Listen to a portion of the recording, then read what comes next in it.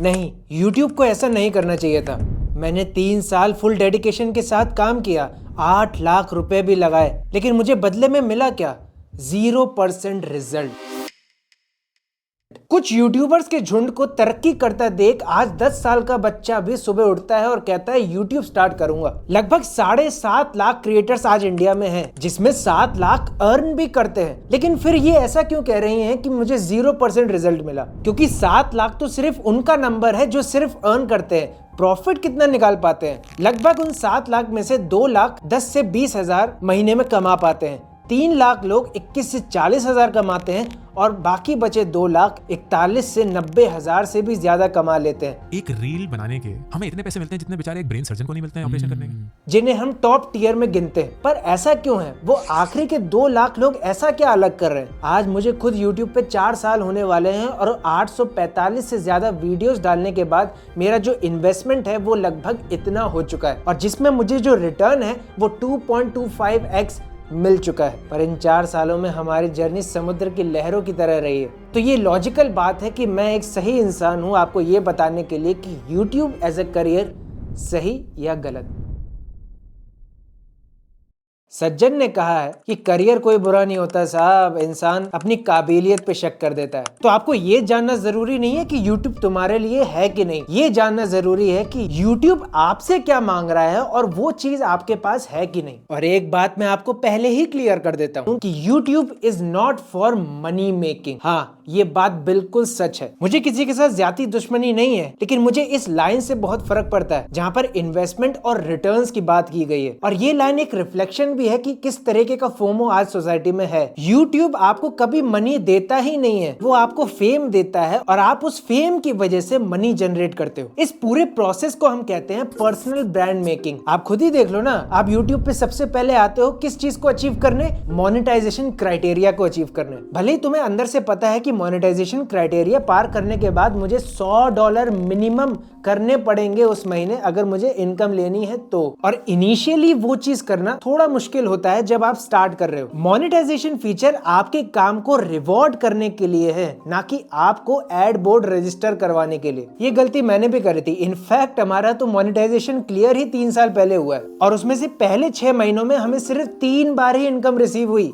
यानी 3 बार ही हम $100 से ज्यादा कमा पाए, क्योंकि हम ये समझने लगे थे कि मोनेटाइजेशन क्राइटेरिया सिर्फ हमारे लिए ही बना है। अब यहाँ पर जल्दी जल्दी मैं क्वांटिटीज में डालता हूँ अपनी वीडियोस ताकि एड्स उस पर रन हो और मुझे कंटिन्यूएशन में हर महीने इनकम आती रहे। और वहां मैंने वो गलती करी, मैंने प्रायोरिटी दी मोनेटाइजेशन के एक रिवॉर्ड फीचर को, और वही मैंने सुधारा 2 साल पहले जहां हम क्वांटिटी से क्वालिटी पे शिफ्ट हुए। और उस हफ्ते के एक वीडियो ने हमें हफ्ते की 3 वीडियो के कंपैरिजन में 40% तक ज्यादा रेवेन्यू दिया। लेकिन फिर मैंने ऐसा क्या चेंज किया?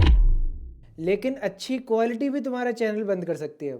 उससे पहले आपको एक बात समझनी जरूरी है, आज YouTube को लोग एक बिजनेस की तरह लेते हैं, जो कि गलत नहीं है, ठीक है, लेकिन इनिशियली उसे एग्जीक्यूट करना वो बेवकूफी है। वहां आपका फोमो प्ले में आ जाता है, क्योंकि लोग भी यही कहते हैं YouTube को बिजनेस मानो, उस पर मेहनत करो, और मेहनत के चक्कर में वो ये समझ लेते हैं कि अच्छे से अच्छा कंटेंट शुरू में बना दो, 2-3 हायर करके एडिटर्स को हायर करो, डिजाइनर्स को हायर करो, एक अच्छा सेटअप रेंट पे ले लो, और वहां पर वो इन्वेस्टमेंट ट्रैप में फंस जाते हैं। और जैसा कि मैंने अभी बताया कि मोनेटाइजेशन क्राइटेरिया जो है शुरुआत में आपको उतना रिटर्न नहीं दे सकता। एक्सेप्शन ये है कि आपका पहले से ही कोई पर्सनल ब्रांड हो, और इसीलिए आज लोग शॉर्ट्स पहले बनाते हैं और फिर लॉन्ग फॉर्म में आते हैं। इन्वेस्टमेंट रेट बढ़ता है और हम रिटर्न के एक्सपेक्टेशंस में कुछ ज्यादा ही एक्सपेक्टेशंस लगा लेते हैं और वो उसे मैच ही नहीं कर पाता शुरुआत में। अब यहाँ पर अगर आपको इन्वेस्टमेंट करनी ही है तो टाइम की करो, स्किल सीखो, ताकि आपको कैश इन्वेस्टमेंट कम करना पड़े और बदले में आपको वो रिटर्न देखने को जरूर मिलेगा। वो कहते हैं ना कि अगर तुम किसी को हायर कर रहे हो तो वो काम तुम्हें खुद भी आना चाहिए, वरना वो तो काम करके चले जाएगा और तुम वाह वाह करते रहोगे,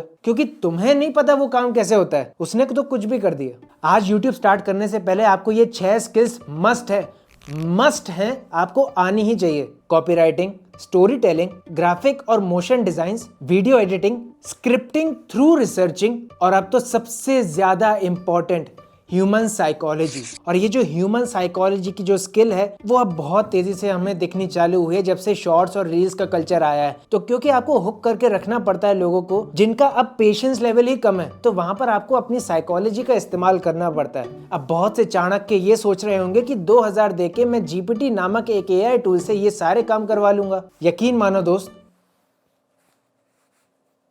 मैंने अपनी पिछली 3 लॉन्ग वीडियोस में से 12 लॉन्ग वीडियोस में एआई द्वारा सजेशंस के तौर पे उन वीडियोस को बनाया, जिसमें से 7 में हमें रिजल्ट्स भी मिले। बट उसने मुझे सजेस्ट किया, काम मुझे खुद ही करना पड़ा। एआई आपको अच्छा टाइटल बना के दे सकता है, कॉपी राइटिंग अच्छी कर सकता है, शायद स्टोरी भी बना के दे दे अच्छी, प्रेजेंट तो वो आप ही को करना है। जब तक आपके अंदर का कंटेंट आपके टाइटल से जस्टिफाई ही नहीं होगा तो क्या मतलब है। और अल्टीमेटली उसमें टाइम और कैश इन्वेस्टमेंट दोनों ही लग रहे हैं, क्योंकि एआई आपको पहले समझेगा, उसमें आपको प्रॉम्प्ट से खेलना भी आना चाहिए। वो अपने आप में एक अलग स्किल है। जब तक आप सही प्रॉम्प्ट नहीं दोगे तो आपको सही रिजल्ट्स नहीं मिलेंगे, और उसमें फिर आपको रिफाइनमेंट भी करनी पड़ेगी, फाइन ट्यूनिंग भी करनी पड़ेगी, जिससे आप उसे प्रेजेंटेबल बना सके। तो बस एक बात समझ लो कि AI इक्वल्स टू एक हेल्पिंग टूल है आपके लिए, ना कि आपके लिए वो एक फ्रीलांसर है जो आपके बदले में सारा काम करेगा, और अगर करेगा भी तो पैसा लेगा, और वहां फिर तुम उसी ट्रैप में फंस जाओगे। फंसने से याद आया कि मार्केट में अब एक नया ट्रेंड 5 सालों में आया है, कंट्रोवर्सी करो और पैसे कमाओ। अब इसका करियर पाथ भी देख लो। अगर तुम सोच रहे हो कि कंट्रोवर्सी करूंगा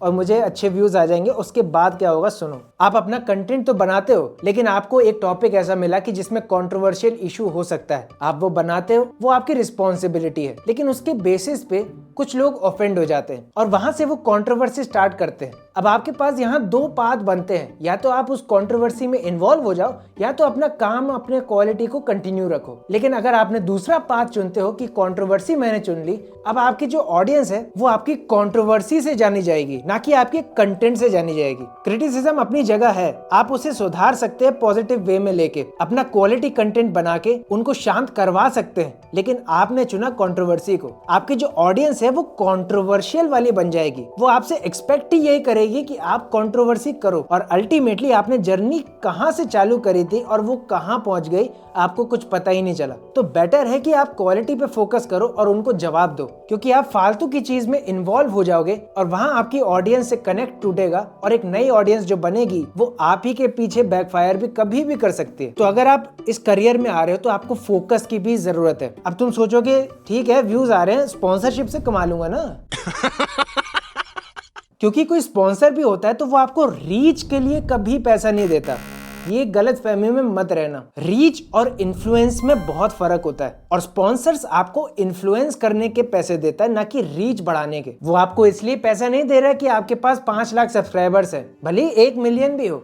आपका उस ऑडियंस पे पकड़ कितनी है, इन्फ्लुएंस कितना है उस ऑडियंस पे, उसके बेसिस पे आपको दिए जाते हैं पैसे, और फिर उसको इन्फ्लुएंसर्स के टियर में बांटा जाता है। वो ये देखते हैं कि अगर आप टियर 1 क्रिएटर हो तो आपका इन्फ्लुएंस ऐसा होना चाहिए, जो आप कर रहे हो, जो बता रहे हो, वो टियर 2 वाले क्रिएटर्स के साथ साथ उसकी भी ऑडियंस को वो चीज इफेक्ट करे, तो वो आपको मुंह मांगे दाम देने को तैयार होते हैं। अगर आपके टियर 1 ऑडियंस में आपकी पकड़ है और टियर 1 तक ही सीमित रह गई, तो आपको वही नॉर्मल प्राइजेस देखने को मिलेंगे। और जो लोग स्पॉन्सर लेते होंगे वो ये भी जानते होंगे कि उनको भी रिजल्ट्स देने पड़ते हैं। अगर आप उन्हें रिजल्ट नहीं दोगे तो 3 वीडियो का कॉन्ट्रैक्ट या 5 वीडियो जितने का भी कॉन्ट्रैक्ट है, उसके बाद नील बटा सन्नाटा। अगर आप रिजल्ट नहीं दे सकते, आपका इन्फ्लुएंस ही नहीं है, क्यों आएगा कोई आपके पास। और ज्यादा स्पॉन्सर्स मतलब आपका कंटेंट डाइल्यूट होगा, लोगों का आपके ऊपर ट्रस्ट और लॉयल्टी कम होगी। फिर क्या, end of the day content creation एक क्रिएटिव प्रोसेस है। तुम चाहे कुछ भी सोच के चालू कर लो, और तुम्हें क्रिएटिविटी और वॉलेटिलिटी पसंद है,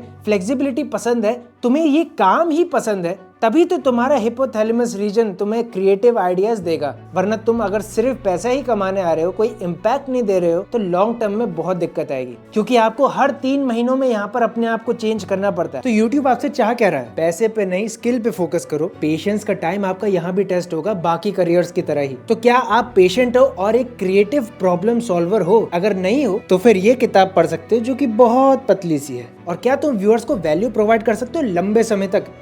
वेलकम है फिर। वैसे अगर तुमने मन बना ही लिया है और स्किल सीखना चाहते हो वो भी फ्री में, तो आपके लिए मैंने एक मिनी प्लेलिस्ट यहाँ पर पेस्ट कर दी है, आप जाके चेकआउट कर सकते हो। और अभी भी करियर चूज नहीं कर पा रहे हो तो यार ये वीडियो जरूर देख लेना, शायद तुम्हारे काम की हो। मैं मिलता हूँ आपको अगली वीडियो में, तब तक के लिए बी बिजी।